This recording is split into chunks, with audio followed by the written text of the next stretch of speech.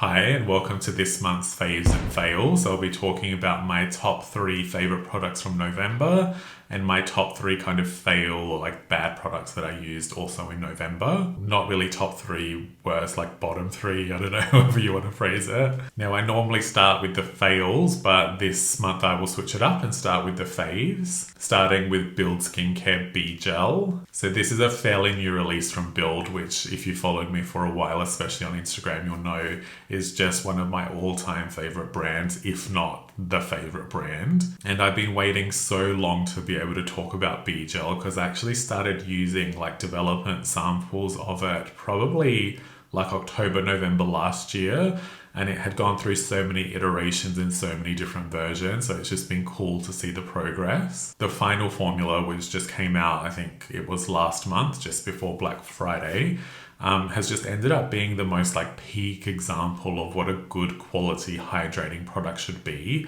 It balances the line between essence and serum so well, and you can actually use it in either spot in your routine. So if you prefer it as an essence, great. If you prefer it as a serum, also great. You can mix it into B cream itself if you want. And actually Jonah, who's the chemist and founder, shared some tips on Instagram recently where he sometimes applies B Gel as like the last step, and that gives you more of like a dewy skin finish.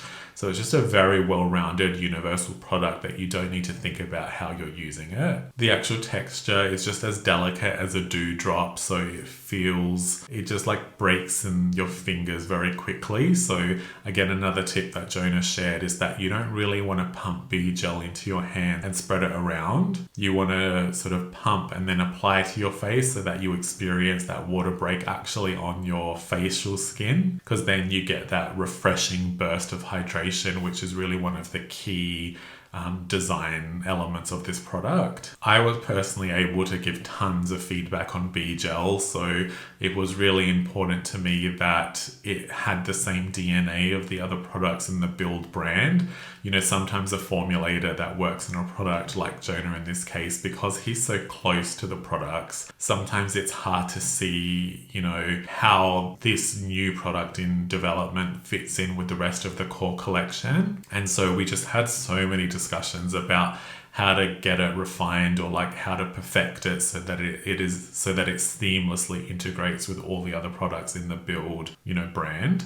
And I use all of Build products, so it's my entire like core routine for my skincare. So some of the initial samples of B Gel weren't exactly right. Like I'd struggled to integrate them the way I wanted. They didn't really have the weightless feeling that I was looking for. But I'm really thankful and happy that Jonah agreed with the notes that I was able to provide, and he was able to see the sort of corrections that needed to be made. And it's just resulted in this like awesome product that I love so much. It is difficult to actually convey or explain B Gel because it's both weightless but also substantial.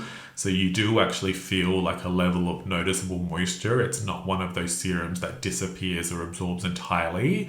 Anyway, I just hope you'll get to try it, and I do always love to hear Build feedback because I'm so close to the brand, and you know, all the products are just so dear to me that it's just been awesome building the Build community, I guess. From an ingredient perspective, B Gel is essentially a hydrating serum, so there's no crazy ingredients in this, but Build is a basics brand, so it's supposed to be covering all of the simple things that skin needs to thrive. One thing that I do really appreciate about it though is that it has been blended with sugar alcohols, and I think sugar alcohols are like a super underrated ingredient to see in skincare, and it's probably one of the main secrets of French pharmacy brands is they rely quite heavily on sugar alcohols for barrier repair. So yeah, B Gel just ticks all of the boxes of like my dream serum, and as I said, I really hope that you guys love it, end up trying. Next up is the Cetaphil Complexion Clearing Acne Cleanser, and this is just like a wow, like they actually smashed it type of product. Smashed it in a good way.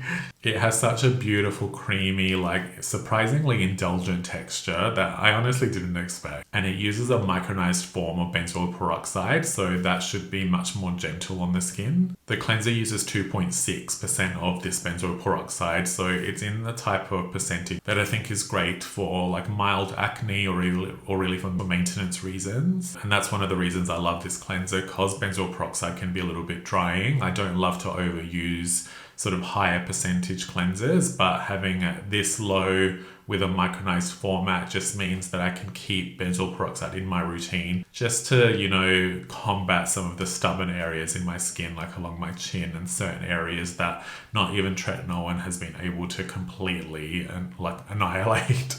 Yeah, so this is just a really good, affordable, handy to have cleanser that is designed really well. And I think it's boosted with zinc and licorice too, so you get some of these extra skin components in there just to help with a little bit of skin calming and sort of sebum control as well. My third and final fave for the month of November is the Darphin Micro Serum, if I pronounced that correctly. When I first, I'd been looking at this product for months. It's just a little bit on the pricey side, so I could never quite convince myself to pull the trigger. There were always just other new releases that caught my attention. But one day, I don't know, randomly, I was like, look, it's been living in my head for months. It's a sign that I need to try it. So one day I just bought it, got it home, pretty much opened it straight away because I've had this sort of slow burning obsession with it. And honestly, I could have wept from joy when I tried this. This is the type of product that sort of inspires my whole reason for being on social media and talking about skincare as an obsession. You know, I think over the last few years, we've lost a little bit of that design or the artistic flair in skincare products, and that's been a little bit sad to see. You know, a lot of things have turned into more of like a fast fashion kind of experience, and that's not been great. This product though is so well designed. I was just so happy, and it just really captures the magic and the elegance and refinement of what a really good skincare product should be. Like, just absolute joy in a bottle. It's sort of made with these micro droplets, so it's like a combination gel oil texture. It feels so plush on the skin and immediately has this intense plumping effect. And it just, after using it for a few days, my skin just feels like it has been reinforced. So whatever magic they've used in here, I consider it a true barrier repair product. Obviously skincare can't magically work that quickly, but just the feeling that it gives my skin and the comfort that I get from it, it's just actually amazing. I can see this becoming a long-standing favorite into 2025, and it's been a while since I found a new serum that I absolutely adore.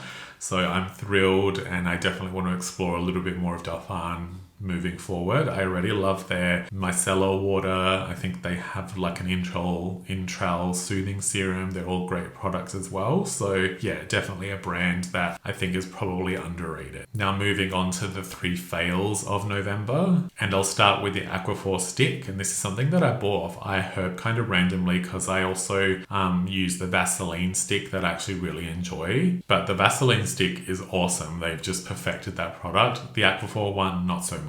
The texture of the Aquaphor stick feels a little bit like an oversized lip balm. So if you've ever experienced where you've kind of been rolling a stick like this and it kind of starts to break a little bit, so you get this chunky application. Now that's not a deal breaker because something like Aquaphor ultimately melts into the skin very quickly after application, but just that initial dragging, isn't my favorite experience, especially since the Vaseline stick doesn't do that. And because of that, it just leads to a little bit of uneven application. So I feel like I end up with tons of product in one area, not enough in other areas and that sort of thing. I think potentially if you're using it as a lip product or you're just applying it in sort of targeted areas, then it probably won't be a big deal. But normally when I use the Vaseline stick, I'm applying it in large sections, whether it be elbows or over the whole face, anything like that. And the Aquaphor stick just doesn't really compare. In this case, I definitely prefer just regular Aquaphor ointment in the tube. Whereas if you want sort of an ointment in a stick, I would definitely suggest the Vaseline version instead. Next up is the Lancome Clarifique serum. And as the name suggests, this is supposed to be Lancome's clarifying serum, and they've got a matching essence and I think a moisturizer now as well. I only ended up using for a couple weeks and I just really didn't notice anything happening, especially within the context of all the other clarifying products I have. It relies on 10% PHA, which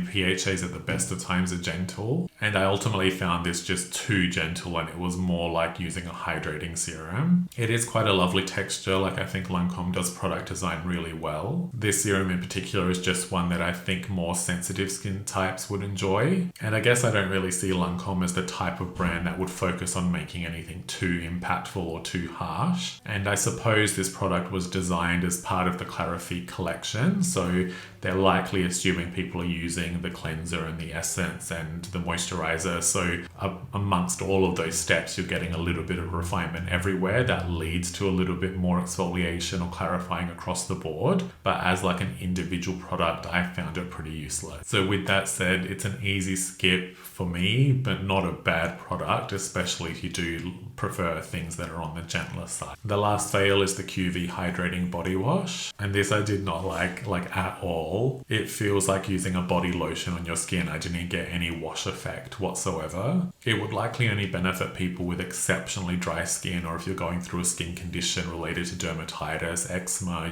that sort of thing where you really just need super gentle, hydrated skincare. I just found it basically borderline unusable because I got absolutely no actual cleansing effect from it. Again, it's not a bad product. It certainly has its place in the market. It's just a little bit more maybe targeted than I think it's marketed as being. To summarize this month, I think my 3 faves are all just really excellent examples of super well-designed product, just really good execution and really shows off expertise in formulation. And I would say all of my fails this month aren't bad products by any measure. They're just targeting maybe more specific scenarios or specific use requirements and aren't necessarily the most widely applicable product. That's it for this month's list. Thank you very much for watching. I will see you in the next video, and don't forget to like and subscribe.